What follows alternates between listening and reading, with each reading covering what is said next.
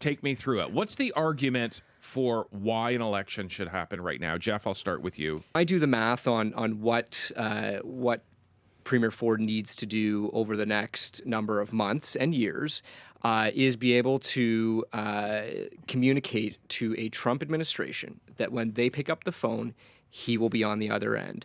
When Trump is halfway through his mandate, Ford will be on the other end of that phone still. And when he gets to the last day in office in D.C., that Ford will be the one that will be the steady hand at the tiller to make sure that the economic policies to respond to anything that Trump does are the policies that he's been given a mandate for. There's actually no reason to call an election right now when the province is in such an unstable place. We're facing the biggest economic threat we have faced in my lifetime. 25% tariffs on Canadian goods would be catastrophic to the provincial economy, on par to those early days of COVID. For the premier to want to cut and run simply to call an early election when he thinks he can get another majority is a dereliction of duty. Let's be clear. This has nothing to do with Trump. This has nothing to do with tariffs. This has everything to do with Doug Ford and when he thinks he can get a bigger mandate. And he's way up in the polling right now. It would suggest that this is the moment to call it. If you're speaking just about politics, great. This is the moment. I totally understand why his strategists want to go, but it doesn't mean it's good for Ontario.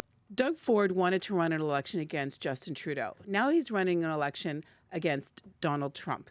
So he's bringing it to the states. But what he's failed to realize is that he's failed the people of Ontario, is that there is an RCMP investigation and he was selling off the Greenbelt and we've got atrocious healthcare system and problems in our school and he's sold off Ontario Place.